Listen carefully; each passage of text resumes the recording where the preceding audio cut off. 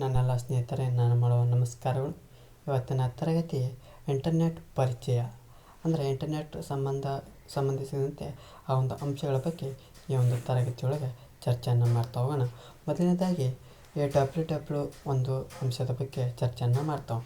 ಈ ಡಬ್ಲ್ಯೂ ಒಂದು ಏನಪ್ಪ ಅಂದ್ರೆ ವರ್ಲ್ಡ್ ವೈಡ್ ವೆಬ್ ಅಂತಂದು ಕರಿತಾ ಹೋಗ್ತಾರೆ. ಅಂದ್ರೆ ವರ್ಲ್ಡ್ ವೈಡ್ ವೆಬ್ ಒಂದು ಇಂಟರ್ನೆಟ್ ಮೂಲಕ ಮಾಹಿತಿ ಹಂಚಿಕೊಳ್ಳುವಂಥ ವ್ಯವಸ್ಥೆ ಆಗಿರೋದನ್ನು ಕಾಣ್ತಾ ಹೋಗ್ತದೆ.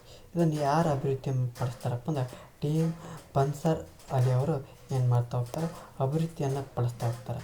ಇದು ಒಂದು ರೀತಿಯ ವೆಬ್ ಪುಟಗಳನ್ನು ಅಂದ್ರೆ ಹೈಪರ್ ಲಿಂಕ್ಗಳ ಮೂಲಕ ಏನು ಮಾಡ್ತಾ ಹೋಗ್ತೈತಿ, ಸಂಪರ್ಕವನ್ನು ಮಾಡ್ತಾ ಹೋಗ್ತೈತಿ. ಜೊತೆಗೆ HTTP ಪ್ರೋಟೋಕಾಲ್ ಬಳಸಿ ಮಾಹಿತಿಯನ್ನು ಏನು ಮಾಡ್ತಾ ಹೋಗ್ತೈತಿ, ವಿನಿಮಯವನ್ನು ಮಾಡ್ತಾ ಹೋಗ್ತೈತಿ.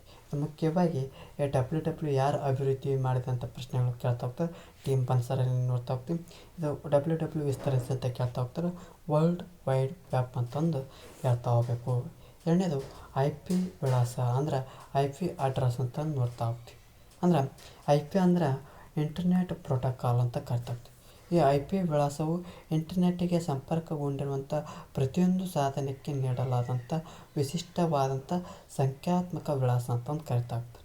ಈ ಒಂದು ಸಾಧನಗಳನ್ನು ಗುರುತಿಸಲು ಅಂಚೆ ವಿಳಾಸದಂತೆ ಏನು ಮಾಡ್ತಾ ಹೋಗ್ತೈತಿ, ಕೆಲಸವನ್ನು ಮಾಡ್ತಾ ಹೋಗ್ತೈತಿ. ಜೊತೆಗೆ ಮಾಹಿತಿ ಸರಿಯಾದ ಸಾಧನಕ್ಕೆ ತಲುಪಲು ಇದು ಅತಿ ಅವಶ್ಯಕವಾಗಿರೋದು ಈ ಒಂದು IP ವಿಳಾಸದ ಕೆಲಸವಾಗಿರೋದನ್ನು ಕಾಣ್ತಾ ಹೋಗ್ತೈತಿ. ಮುಂದುವರೆದು ನೋಡ್ತಾ ಹೋಗೋಣ. ವೆಬ್ ವಿಳಾಸ URL ಅಂತ ಕರಿತಿರ್ತಾರೆ. ಯೂನಿಫಾರ್ಮ್ ರಿಸೋರ್ಸ್ ಲೊಕೇಟರ್ ಅಂತ ಕೇಳ್ತಿರ್ತಾರೆ. URL ಅಂದರೆ ಇಂಟರ್ನೆಟ್ನಲ್ಲಿರುವಂಥ ಯಾವುದೇ ವೆಬ್ ಪುಟಗಳನ್ನು ಹುಡುಕಲು ಬಳಸುವಂಥ ವಿಳಾಸ ಆಗ್ತೈತಿ. ಯಾವ ರೀತಿ ರಚನೆ ಇರ್ತೈತಪ್ಪ ಅಂದರೆ HTTPS ಅಂತ ಒಂದು ಡೊಮೈನ್ ಹೆಸರನ್ನು ಕಾಣ್ತಾ ಹೋಗ್ತದೆ.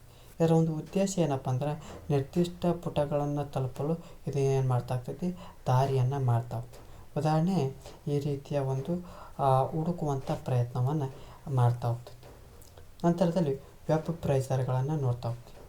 ಅಂದರೆ ಯಾವೊಂದು ಬ್ರೌಸರ್ಗಳ ಮೂಲಕ ನಾವು ಏನು ಮಾಡ್ತಾ ಹೋಗ್ತೀವಿ, ಮಾಹಿತಿಯನ್ನು ಪಡ್ಕೋಬೋದಪ್ಪ ಅಂದರೆ ಕ್ರೋಮ್ನ ಮೂಲಕ. ಅಂದ್ರೆ ಇದು ಗೂಗಲ್ನಿಂದ ಜನಪ್ರಿಯವಾದಂಥ ಬ್ರೌಸರ್ ಆಗ್ತದೆ. ಫೈರ್ಫಾಕ್ಸ್ ಗೌಪ್ಯತೆಗೆ ಒತ್ತು ನೀಡುವಂಥ ಬ್ರೌಸರ್ ಆಗ್ತದೆ.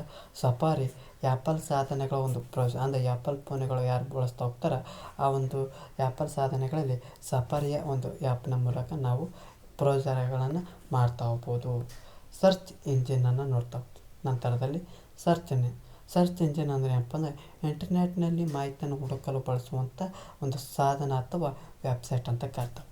ಸರ್ಚ್ ಇಂಜಿನ್ ಅಂದರೆ ಏನಪ್ಪ ಅಂದರೆ ಇಂಟರ್ನೆಟ್ನಲ್ಲಿ ಮಾಹಿತಿಯನ್ನು ಹುಡುಕಲು ಬಳಸುವ ಒಂದು ಸಾಧನ ಅಥವಾ ವೆಬ್ಸೈಟ್ ಅಂತ ಕರಿತಾ ಹೋಗ್ತೀವಿ. ಅದರೊಳಗೆ ಕ್ರಾಲರ್ ಅಂತ ಕರಿತಾ ವೆಬ್ ಪುಟಗಳನ್ನು ಹುಡುಕ್ತಾ ಹೋಗ್ತೈತಿ. ಇಂಡೆಕ್ಸಿಂಗ್ ಅಂತ ನೋಡ್ತಾ ಹೋಗ್ತೀವಿ. ಮಾಹಿತಿಯನ್ನು ಸಂಗ್ರಹಣೆ ಮಾಡ್ತಾ ಹೋಗ್ತೀವಿ. ಶ್ರೇಯಾಂಕವನ್ನು ನೋಡ್ತಾ ಹೋಗ್ತೀವಿ. ಉಪಯುಕ್ತ ಮಾಹಿತಿಯನ್ನು ತೋರಿಸ್ತಾ ಹೋಗ್ತೈತಿ. ಇದಿಷ್ಟೇನಪ್ಪ ಅಂದ್ರೆ ಈ ಒಂದು ಇಂಟರ್ನೆಟ್ನ ಬಗ್ಗೆ ಮಾಹಿತಿ ಆಗ್ತದೆ. ಈ ಒಂದು ತರಗತಿ ಇಷ್ಟ ಆದ ನಮ್ಮ ಒಂದು ಯೂಟ್ಯೂಬ್ ಚಾನಲಿಗೆ ಸಬ್ಸ್ಕ್ರೈಬ್ ಆಗಿ, ಜೊತೆಗೆ ಒಂದು ತರಗತಿ ಇಷ್ಟ ಲೈಕ್ ಮಾಡಿ, ಇಲ್ಲದಿದ್ದರೆ ಡಿಸ್ಲೈಕ್ ಮಾಡಿ.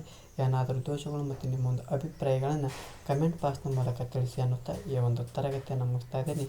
ಎಲ್ಲರಿಗೂ ಧನ್ಯವಾದಗಳು.